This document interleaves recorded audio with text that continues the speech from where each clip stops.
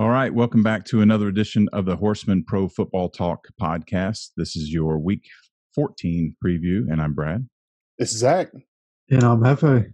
If you're watching this, please hit the subscribe button, then the bell icon so you never miss an episode or miss a chance for a jersey giveaway. If you're listening on your favorite podcast platform, if you get a chance, please head on over to YouTube and help us out. We certainly appreciate all the support. So, all right, let's get down to business. Real quick, it was a weird week. We had 3 games after we recorded. I just wanted to kind of touch on the big news is that we all look like fools with the Pittsburgh Steelers falling to Washington. Hefe, did you say something about this being an upset? Yeah, I remember saying in our picks and preview that I was going to pick the Steelers in this game, but this was the one game of the week that I really thought somebody should be on upset alert, and turns out I had good reason to think so. Yeah, well, I all that talk about running the table for me earlier, and everybody talking about what a weak schedule they had, and I knew they had a weak schedule, but I still thought they were better than this. Is this simply because the Steelers had a weak schedule and they're weak? Hefe, don't answer this. Your bias is going to come flying through on this one, or is Rivera really pulling this together enough to make a football team out of it?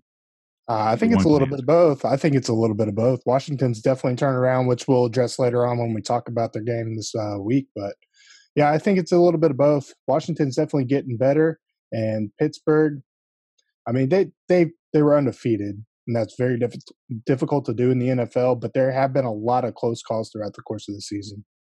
Yeah, and I think one big thing that's happening with them, this season, when it comes to COVID and injuries, they've been the healthiest team all year long, outside of losing Devin Bush. Good point. Marquise Pouncey has missed a couple games. Now Robert Spillane, I think that's his name, the backup for Devin Bush, he might be out for a few games. They're talking about him possibly going on IR. He doesn't need knee surgery, but there was enough of an issue that they talked about it. So he should be out for a little while. So, with a couple of injuries piling up for them, there's always that chance to struggle, especially when you're talking about, your middle linebacker, especially. They've lost their top 2 middle linebackers, and that's a big deal for football teams. Yeah, and I figured that you both would agree with that. I'm not ready to say I'm impressed with Rivera yet. It's still early, but considering dealing with COVID, the health problems Rivera dealt with earlier in the year, his first year, it certainly appears that he's getting this turned around to at least be a competitive football team. On the other side, I don't care how easy your schedule is in the NFL, it's really hard to win 11 games in a row. And I think that's a testament to Mike Tomlin, if nothing else. And we talked about that at the beginning of the season, and we thought he was really going to put together a strong year this year. We can move on from that. And on the flip side of that, boy, the 49ers sure took a dump on Monday night against the Bills. I expected more than that. I guess I shouldn't say that. I mean, it was a pretty good game. I just thought being at home that San Francisco was going to make a push like we talked about, and I thought they should win this game. But the Bills are a good football team, so I can't really say much about that either. Yeah, I didn't think, the 49ers made a couple mistakes, some self-inflicted wounds in the second half of that game that really kept them out of it. But you got to also look at Josh Allen. Josh Allen literally just put himself back into MVP conversation with Aaron Rodgers and with Patrick Mahomes. And I think it was, 375 and 4 touchdowns. I believe that's the second time he's done that this year. So, just an outstanding game by him. Okay. And last but not least, the Ravens. My hat's off to the Ravens for doing whatever it takes to stay in the playoff race, still trying to fix what ails them and beating the Cowboys. Had they lost to the Cowboys in Baltimore, I would have lost all respect for them at this point. So they were at least able to stay buoyant for another week or two. So let's move into picks, shall we? Let's do it. All right, so we are in week 14 of 17. It's hard to believe that the season is coming to a close here soon. First game we have up is a dangerous game for the Los Angeles Rams. We have the Patriots, oddly enough, fighting for a playoff spot, sliding into Los Angeles, who arguably enough should win this division, but this isn't locked up yet. This is a dangerous game. Yeah, absolutely. I fully believe New England has turned their ship around and now are contenders for an AFC playoff spot. Their defense is balling out, and if they can force Jared Goff to make some mistakes, they have a real shot at winning this. But I'm going to play it safe and take the Rams to win the game.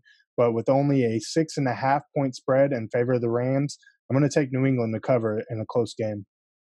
Yeah, I think this is going to be where the Rams defense really comes in clutch for them because, I think the Rams offense, they'll be able to protect Goff, but Bill Belichick is smart enough, and he's played the Rams. Obviously, this is Super Bowl rematch, right? Belichick has already beat Sean McVay, and I think this time around, they're not going to be able to get enough pressure on Goff to really affect the game. I think, Cam Akers in that running game, they're letting the rookie play a little more. I think that's the right move.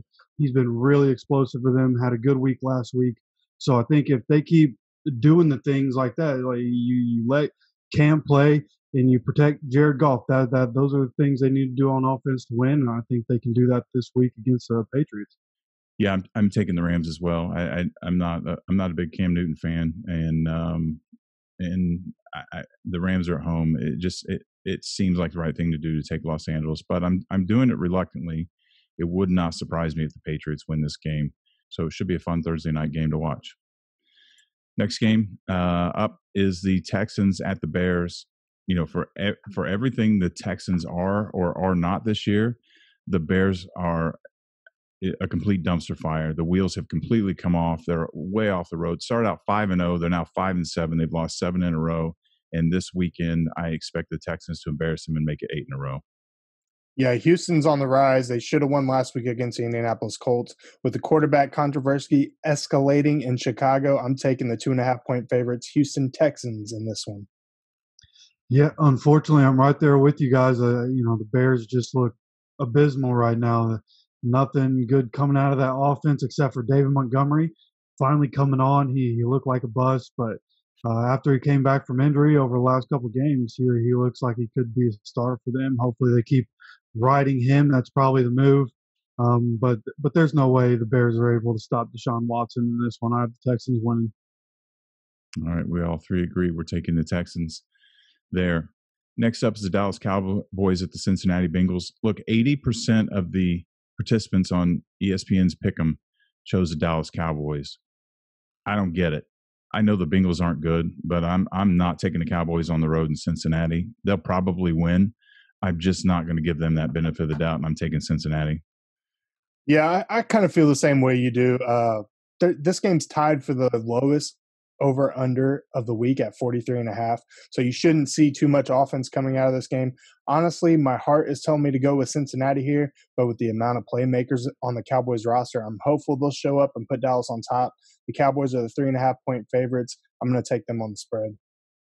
I would actually take the over for whatever that line is. I would take the over because both of these defenses are terrible, but they're playmakers on both sides of the ball. Now, Andy Dalton can get the job done right. They have Zeke and all the receivers there.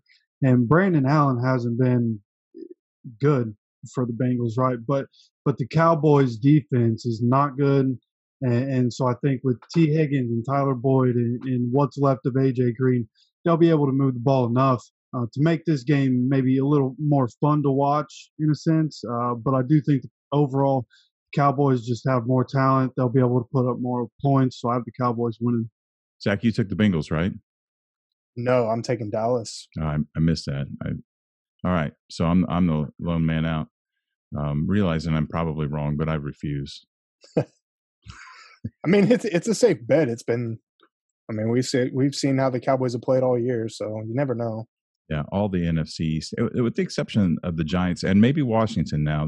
Both teams have gained a little bit more of my confidence, but the Eagles and the Cowboys are just what a disaster. All right, next up is the Broncos at the Panthers. I'm not sure about this one. As of right now, I'm thinking about taking the Panthers, but the Broncos, their defense, they just hang in a game, and they could certainly win this game. The Panthers are at home. It's a coin toss, so I'm going to take them, but I think the Broncos are certainly capable of winning. Yeah, this is a toss-up game for me. Denver's lost 4 out of 5. Carolina's lost 6 of 7. But after playing New Orleans and only losing by 6 to Kansas City last week, I feel like Denver will be a little bit more motivated. The Panthers are 3.5-point favorites. I'm going to take the upset and go with the Broncos.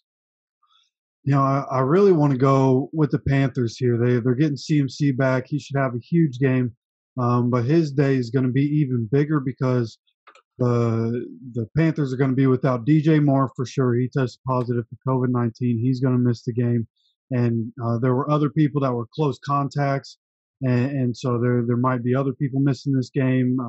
Curtis Samuel's out too. Yeah, Curtis Samuel, another one of those guys that's not going to be in the game.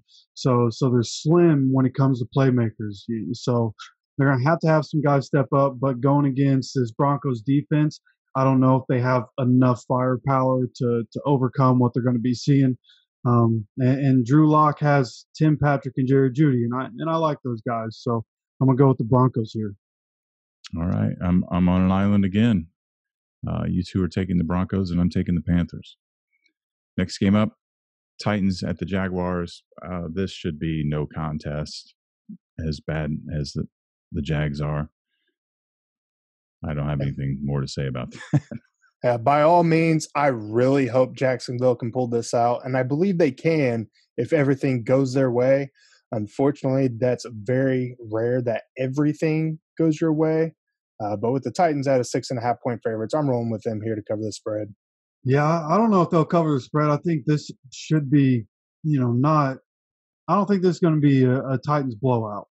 I think because the Jags are able to run the ball and Mike Glennon is a much better quarterback than either of the other two quarterbacks that they rolled out there earlier in the year, that they'll be able to, time of possession the ball, keep it. James Robinson has performed really well this year, and I think with as weak as the Titans defense is, they can keep it close like they have the last couple weeks. But I do think at the end of the game, Derrick Henry will do some Derrick Henry type stuff, and Titans will win.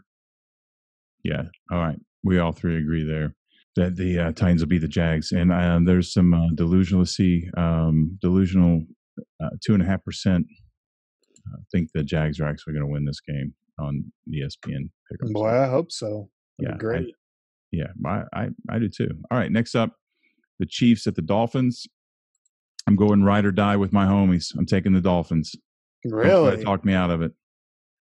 It's a stupid move, but yeah, they got to make a stand sometime, right? Well, we've discussed it every week since the transition, so I won't beat a dead horse here. But if Fitzmagic starts at quarterbacks for the Dolphins, I think they have a real shot at winning this. But I don't see a struggling rookie quarterback and Tua Tagovailoa being able to beat the defending Super Bowl champs and currently 11-1 Kansas City Chiefs. The Chiefs are favored by 7.5. They'll cover. Yeah, I feel the same way, Zach. I think Spagnuolo knows what he needs to do against a rookie quarterback. I think he's going to bring the heat. I think he's going to disguise some blitzes and some weird looks in coverage. And I think at the end of the day, Tua is going to make one too many mistakes in this game.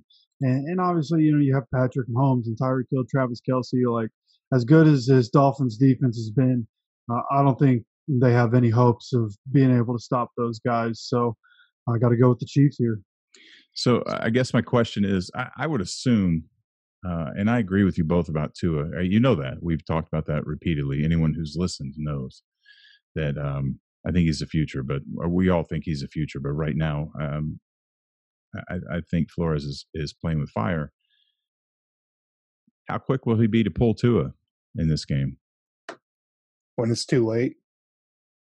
Well, I think starting Tua and pulling him after the third place, probably too late. You should have started him. But it'll be interesting to watch that based on the conversations we've had about what the Dolphins are capable of. We don't, that he's playing with fire and the quarterback controversy it's brewing.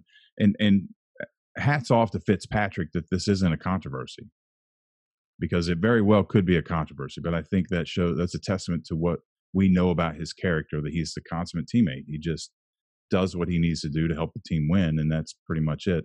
It'll be interesting to see how long Flores stays with Tua in this game before making a switch if Tua starts. This will really tell us everything we need to know, whether he's really serious about winning or if he's really trying to just develop this kid for next year. So with that said, I probably just made a huge mistake picking the Dolphins. Is probably more the will to win, but hey, it is what it is. I'm a big boy. I can take it. All right. Next up, Vikings at the Bucks. I refuse. All right. Well, all right. So the Vikings can win this game, damn it. But I'm tired of saying that about them. I'm taking the Bucks. They're at home. The Vikings give me anxiety. Yeah, this game can be very scary. You don't know what Viking team is going to show up, but the same thing can be said with Tampa Bay. But after dropping 3 of the last 4 to playoff teams, I think the Bucks will get rolling in the right direction heading into the playoffs. Starting with this game, Tampa's favored by 6.5. I have them covering.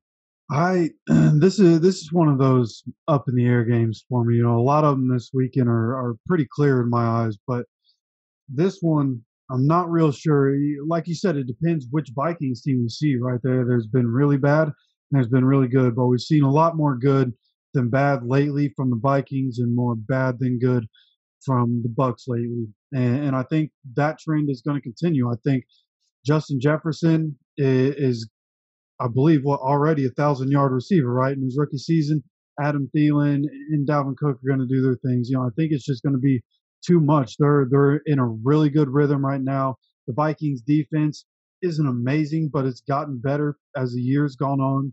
And so I think overall the Vikings will be able to do just enough to win this game. All right. Okay. Yeah. I wouldn't be surprised if they won.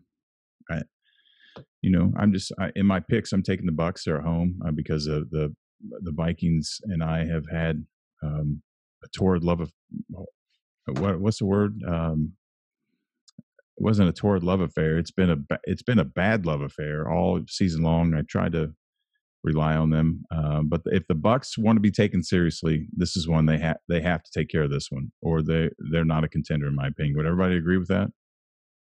Yeah, for sure. So it's really up, like Zach said, it's really up to which Vikings team shows up and which Buccaneers team shows up. That's both can be said about both teams. So, all right, next game up, Cardinals at Giants. Everybody sitting down? I'm taking the Giants. Well, the Giants are on the rise. The Cardinals have been struggling down the stretch, but I think ultimately Arizona is still the better team. It's a matter of time before Colt McCoy begins to really struggle. The Cardinals are favored by 2.5. I'm taking them to cover. Yeah, I'm in the same line of thinking as Brad here. I think the Giants, it's going to be too much. We talked about it a little bit in Fantasy Central. Kyler Murray, it was rumored a couple weeks ago, hurt his shoulder in a game, and ever since then the offense hasn't been right, and he hasn't been running as much. And so people are assuming that he is hurt and doesn't want to get further hurt. That's why he's not running. So I heard a stat that said Kyler Murray, when he's run for 40 yards or more in his NFL career, they've won all those games. When he doesn't, they lose every single one of those games. So if he's scared to leave the line or go past the line of scrimmage and take any kind of hit, then the value for what he can provide you is limited. Everybody knew coming into the league that he wasn't going to be the best passer in the league. A lot of his value was with his legs. So I don't think they're going to be able to do enough against this tough defense. D-Hop draws another tough matchup against James Bradbury. I don't think that helps that situation at all. So overall, I think the Giants are going to overwhelm the Cardinals here and kind of help knock them out of playoff contention. All right. Hefe and I are taking the Giants. Zach's taking the Cardinals. And look, I hope, for all things being sacred, that the Giants win this game and then win like 1 or 2 more and at least finish 8-8 and represent the NFC East, so we don't have another 7-9 team or below making the playoffs, and all will be right on this show anyway. Yeah, and just another note for that game, Daniel Jones is expected to be back in the lineup this weekend. All right. Oh, well, I might reconsider. Well, I'll think about this one. Come on over. The Giants bandwagon is still pretty empty, so be the first to get on. All right, big game. Next game up, big emotional game for us. The Indianapolis Colts at the Las Vegas Raiders. Both teams have to win this game. There's just no doubt about it. This is probably could be considered an early playoff game in itself. I don't know. Emotionally, I think the Colts are a better team. The Raiders scare me, but then turn around, the Raiders have really struggled. Really struggled is a little bit of an exaggeration, but they've struggled with their output the last couple of weeks. I'm still going to take Indianapolis. Yeah, I'm going to agree. A couple weeks ago, this game kind of scared me, but ever since Richie Incognito got put on the IR, the Raiders just haven't been the same team. They haven't been as effective in the run game. And obviously Josh Jacobs misses a game. That'll affect some things. But either way, they haven't been as effective in the run game. And when it comes down to it, I think that as long as Phillip Rivers doesn't get pressure on him, he's pretty on the money. I say, in this offense, he's been really good, especially over the last 7 weeks. He's taking care of the ball for the most part, and so I think he'll be able to sit back there and pick apart the defense. I think the Colts running game, Jonathan Taylor in the last 2 games he's played is averaging, I believe it's 125 yards from scrimmage. And so he's really coming on. T.Y. Hilton, Brad's talked about before how Bill Belichick talks about, the season doesn't start until after Thanksgiving. And we're seeing T.Y. Hilton pick it up after Thanksgiving. I'm kind of hoping that that's a trend we're going to continue to see. And maybe it's just that people started to pick up on Michael Pittman Jr. and try to, cover him more than T.Y. Hilton, and now he's breaking out. I don't know. But overall, I think that the Colts have enough on both sides to get the job done this week. Yeah, I really believe the Indianapolis Colts can beat anyone in the league. It'll take a complete game, but the talent is there, the coaching is there, and this defense is absolutely ridiculous. Meanwhile, Las Vegas has been trending in the wrong direction down the stretch. They've lost 2 of their last 3, and that win should have been a loss to the New York Jets of all teams.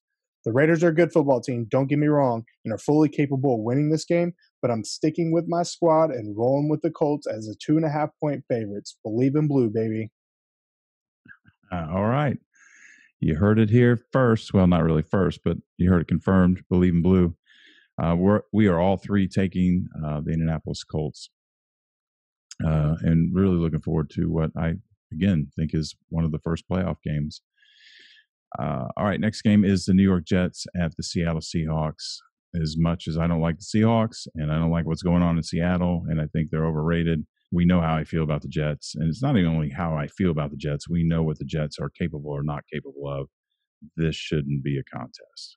Yeah, no way the Jets can stop Russell Wilson and their high-powered offense, especially since they just fired probably their only competent coach, defensive coordinator Greg Williams. So good luck in this one. Seattle's 13.5-point favorites. I don't see this getting any closer than that. Yeah, I don't either.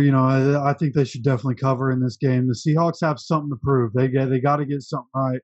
And the issue, like we've talked about with the Seahawks, is their offensive line. And I don't expect the Jets to be able to get a whole lot of pressure on Russell Wilson and affect the game like that. Chris Carson should have a big game for the Seahawks. So this one, Seahawks all the day. I'd take them to cover 2. All right. We all 3 agree. And 98.5% of participants on the ESPN Pigskin Pick'em agree. The only people who don't agree are the delusional Jets fans. So, all right. Next up is the Falcons at the Chargers. When I started to think about this, I thought, well, this is another one of those coin toss games, and I don't think so. I think that the Falcons underachieved for whatever reason under Dan Quinn. I think Raheem Morris has got the ship righted in some kind of direction. I think their talent's starting to shine through. I think they're better than what their record shows. And I'm not sure that Anthony Lynn is going to have a job in the offseason. If not, I doubt he makes it 2 years. I fully expect the Falcons to go in and improve to 5-8 this weekend. Yeah, I'm actually going to take this one step further and put Anthony Lynn officially on the hot seat.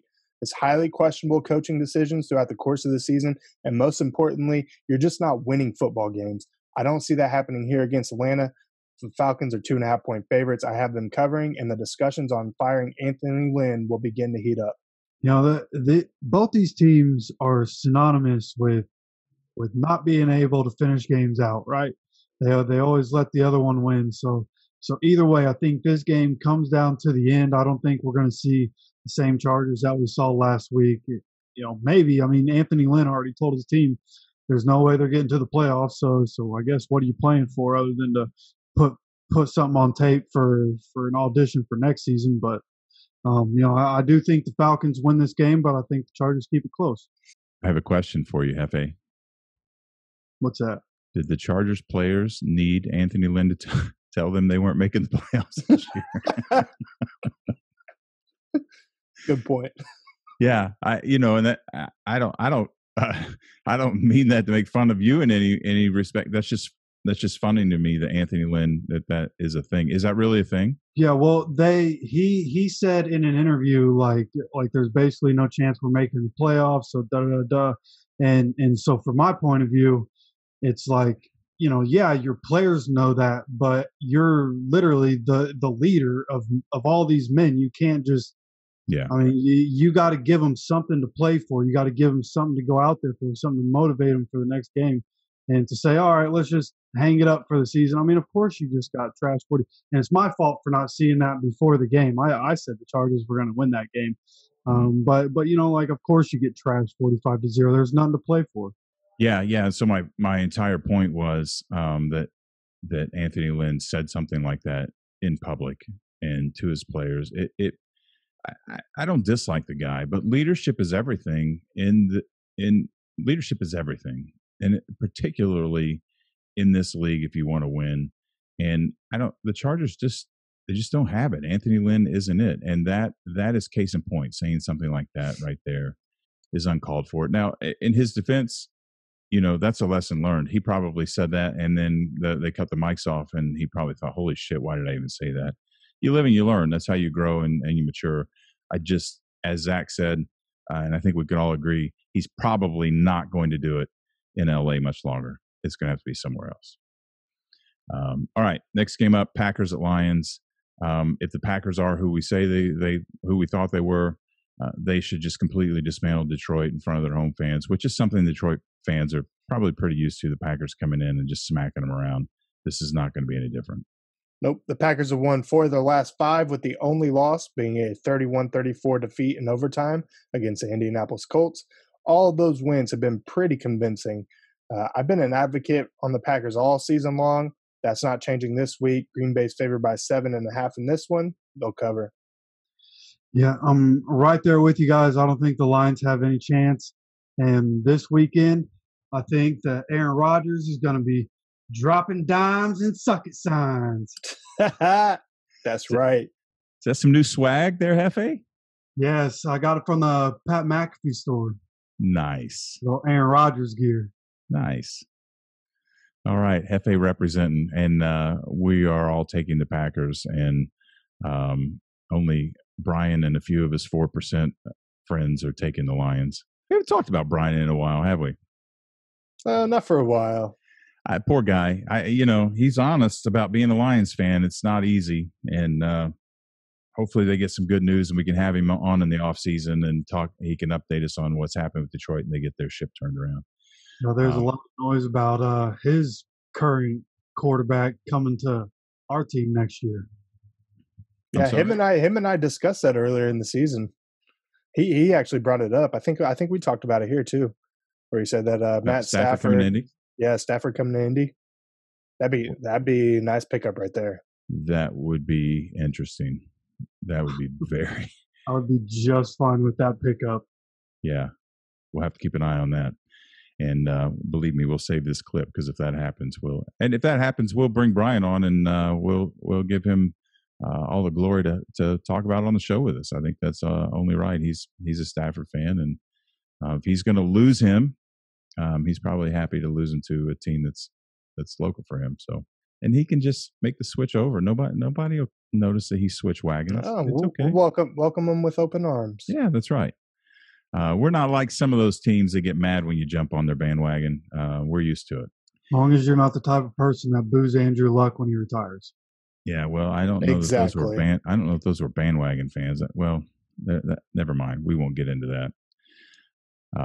Next up, the Saints and the Eagles. Same thing. The Saints should just go into Philadelphia and just continue to smack them around. There is a quarterback controversy officially in Philadelphia. I think it's been unofficial for a long time, with the Eagles fans calling for Wentz's head, and they got it, it appears. And this is certainly not going to do the Eagles any favors. This might be ugly. Yeah, the Saints are the hottest team in the NFL right now, and they don't even have their Hall of Fame quarterback, Drew Brees. The Saints defense is giving up, on average, 8.8 points per game over the last 5 games. And with Jalen Hurts starting at quarterback for the Eagles, I don't see this one being pretty for Philly at all. Saints are favored by 6.5. They'll win this and cover easily. Yeah, I think this is going to be pretty easy for the Saints too. They're rolling people right now. The defense is playing out of their minds right now, and Marshawn Lattimore going to be back in the lineup, and so there's just no confidence here for the Eagles. I think it won't be as ugly for the Eagles. I think it'll look a little better with Jalen Hurts in there. I don't know what was going on with Carson Wentz, but it's been ugly with him in there, especially over the last month or so. So I don't think it'll be as bad, and it won't look as terrible. But I don't think Jalen Hurts gets his first win here. No, and I'm going to. We've talked about this before, but I'm going to say this about it, clear and plain. I mean, this is a soundbite. All right, the only magical thing that happened in Philadelphia was Frank Reich, and he's now in Indianapolis. He was the magic. You can put everything together all you want. He was the magic that made that happen, and it is absolutely apparent. And anyone that wants to argue that doesn't know what they're talking about. That's just the way I feel about it. All right. I agree. We all agree that the Saints should just continue to do with the Eagles what everybody else has been doing with the Eagles pretty much all season long.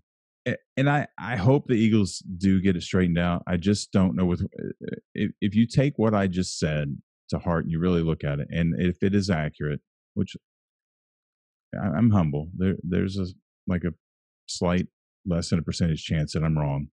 If it was Reich and not Peterson, then Peterson's probably got to go.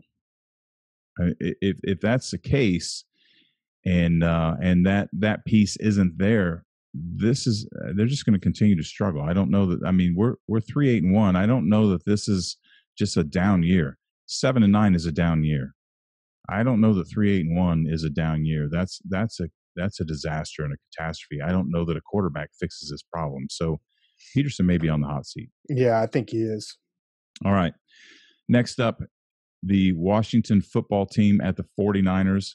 Boys, this seems like this is just an afterthought for anyone except the fans of this team, but this has playoff implications. Big playoff implications. Both teams. Yeah. Washington is at 5-7. They can still win their division, and the Eagles can't. The Cowboys probably can't, but the Giants and the Washington football team can. They need to win this to be able to do that. I think the Giants are going to win. Washington's going to need to win. We talked about the 49ers. Unfortunately, they lost last week, which pushed them to 5-7 instead of an even 6-6, which would have certainly helped them cause. But they're still on the outside looking to muscle their way in, and this would be a big boost if they were able to do it. It's a big game. Who are you taking? So with that said, because the 49ers are at home, I'm going to take them, but I'm not real sure about it. I'm honestly not. Washington could steal this game. Okay. Jeff, go ahead. I'll let you do this one first because I know who you're picking. So as much confidence as I had in the 49ers, they disappointed me. And so a lot of this pick is probably recency bias. But I just think Washington is going to be able to get the job done. Unfortunately, for the 49ers, it's basically going to put an end to their playoff hopes this year. But I think the defense for Washington is for real. I think they're going to be able to slow down that run game because the front four for Washington is so overpowering. And so, again, unfortunately, going with Washington here. Oh, I didn't see that one coming. I thought you were going to go with the 49ers. But, yeah, I agree. Washington's won 4 of their last 6, including the previously undefeated Pittsburgh Steelers. All those games they won convincingly. Their only 2 losses were by 3 points each. San Francisco, on the other hand, has dropped 4 of their last 5, but all those teams were playoff contenders. So you give them a little bit of leeway there. The 49ers are favored by 3 at home, but I think the Washington defense will be too much for Nick Mullins and this 49ers offense. I'm taking Washington with an upset on the road. Oh, I don't know. Maybe I'll change my pick.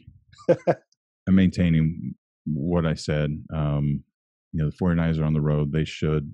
I like Shanahan, and I think because of the disappointment last week, they'll play better this week. So I'm looking forward to watching this game, or at least bits and pieces of it. I think this is a 4:00 game. We'll probably watch the Colts game, but I'm definitely going to keep an eye on this one for sure.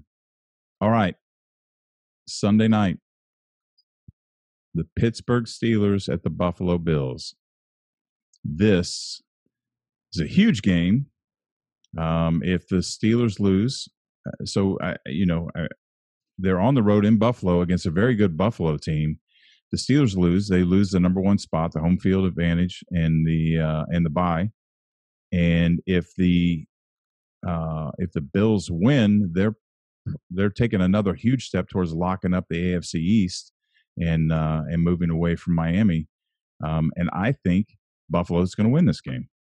Yeah, how much does the loss to Washington last week hurt the Steelers' confidence, and how much does it motivate this 9-3 Buffalo Bills team? This one can go either way because we just don't know those answers. But personally, I will have to agree with the odds here. The Bills are a 1.5-point favorite in this one, and I think they're going to get it done at home. Buffalo wins and covers the spread. I gotta agree with you guys, which probably isn't a surprise to you guys. As soon as the Steelers fall, I jump on it. But I do believe that what it comes down to for me is that the Steelers have abandoned the run. They're not worried about it. I think over the last 2 games, Ben Roethlisberger's thrown the ball like 105 times or something like that, something ridiculous. So they're just passing all day. But the Bills' weakness with Matt Milano not in the lineup was stopping the run. They're still not the greatest stopping the run with him in there, but they're better. And he came back this last game against the 49ers. I think that was made a huge impact on the fact that they were able to slow down the Niners running game with as strong as it is. And I think they'll be able to kind of sit back there. Trey White going to lock up whoever he's playing, and then they just have to worry about the other guys. Juju might make a splash in this game because the Bills are a little weaker against the slot, but overall, I don't think the Steelers are going to be able to do as much on offense as they were able to do earlier in the season against defenses that weren't as strong. I think they'll be able to contain them, and I think Josh Allen probably not going for 375 and 4 touchdowns again, but I think he's shown enough this year that you can trust him when it matters. I think he'll make the right decisions in this game, and he'll get the job done, and the Bills come out with the W. Okay, we're all 3 taking the Bills. Now I'm going to slide into the next game, and then I've got something to say about this game with the Bills and the Steelers. So the next game is the Ravens and the Browns, and the Browns have my freaking attention, man. The Browns are legit. Of course, they'll probably take a shit this weekend and make me look foolish, but all being said, I'm taking the Browns, but I also want to point something out. If the Browns win this game, obviously the Ravens are done. If the Browns win this game and the Steelers lose this game, the Browns are in position to win this division that we thought was locked up. This gets real interesting down the stretch, especially when you realize that they are going to play each other, and that the Steelers have to play the Colts. And the Browns just have the Jets and the Giants, which the Giants, they won't be a walk in the park. But if the Browns are legit enough to win this division and do damage in the playoffs, they should beat the Giants. They will beat the Jets. They can beat the Steelers in the last week. So this division can come down to the very last game between the Steelers and the Browns. Boy, you can't ask for any better in football than that. Yeah, I'd have to agree. There's a lot of faith in the Browns right now, and deservedly so. And up until this past game, I know the Ravens played the Cowboys, so of course they look better. But I think as they continue to get people back into the lineup, guys getting back into practice and getting into the game plan more, I think, that they've had to have looked at the tape and figured out, at least this past game, J.K. Dobbins was playing more. I think that should have happened a long time ago. He's obviously the most explosive back that they have. He should be playing more often. I think throwing the ball to Marquise Brown, probably what you should have been doing earlier in the season. Now, Lamar still, even against the Cowboys, nothing crazy in the passing game. He didn't have a huge passing day, but he still had a couple touchdowns. He was efficient with the ball. And that's what you're looking for. And for me, this game is going to actually come down to the Ravens defense and being able to stop what the Browns are good at. And even though I think, the Browns are a good team and they're in a really good rhythm in offense, the matchup is just wrong here. I think, the Ravens defense is really good at stopping the run. And I think they'll be able to stop the run pretty well in this game. And that's what the Browns are good at. And Baker is really only good against bad secondaries, right? So I think he'll make a couple mistakes that cost the Browns in this game. And so I got to go with the Ravens here. Man, you just keep throwing curveballs at me that I'm not expecting. I thought you were sticking with the Browns. You've been with them all season. Just now, you just break from them. I didn't expect to, honestly. I've been thinking about this game all day long, like, man, who am I going to take? But when it comes down to it, I think the Ravens got them. Yeah, so week 1, Baltimore routed the Browns 38-6, but that was 13 weeks ago. These two teams are completely different than what they were in week 1. The Ravens pulled out a 34-17 win against Dallas last Tuesday, but really it was kind of a closer game than that for the most part up until towards the end. The Browns, on the other hand, they're 9-3. They've won 4 straight and are heading in the right direction. But the only quality wins on the Browns' resume, teams with a record of 500 or better, is against Indianapolis and Tennessee. All the other wins they have were against teams with a lower than 500 win percentage. The Ravens are a 1.5 favorite here. I think they're going to go into Cleveland and they will come out on top and make this AFC playoffs race even more interesting. All right. I got to be honest with you. I was reading something I listened to everything you said except for the very last sentence. Who'd you choose? I am taking the Ravens because Cleveland only has 2 wins against teams with 500. That's what I thought you said, but then I thought for some reason I thought you said you were taking the Browns. So I anticipated you're going to take the Ravens. I quit listening. Then for some reason I thought you might have said you were taking the Browns and throwing a curveball at the end. Nah. All right. So Ravens. All right. So I'm taking the Browns in a switch of pace. I'm the only one taking the Browns, and you two are taking the Ravens. The season can't get any weirder. 2020 for you. Yeah, you better believe it. Okay. Anything anybody want to throw in here before we go?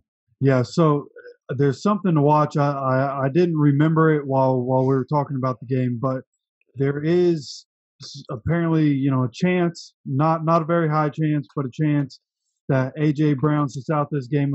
Apparently he tweaked his knee in the game this weekend. So if A.J. Brown does, for whatever reason, happen to end up not playing in the game against the Jaguars, I'll probably switch my pick. But as long as A.J. Brown's there, I'm going with the Titans. All right. Well, I'd also like to point out when in our discussion about the Ravens that Des Bryant was scratched from the game, and then he quit the team, and then he said he wasn't going to quit the team, and so nobody really knows. But that's Des, right? Does anybody even care anymore?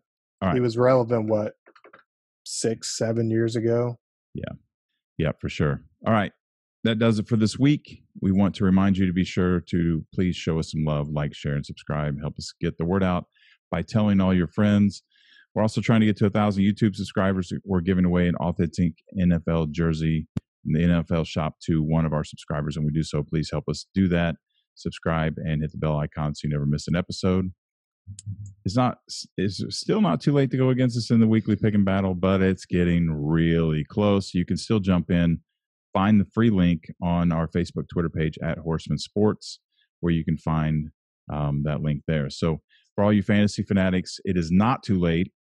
Check out the latest episode of Fantasy Central released just last night for this week, especially if you're in contention to try to win your league. You're coming down the stretch, and now you need some expert advice. If you were sitting there wishing, damn, I wish I had some expert advice, well, I have some good news for you. Check out the Fantasy Central, where the Oracle and the Guru cover the top waiver wire picks, must-starts, and players to avoid this coming week to help you win in your league so you can talk trash to your family at Christmas.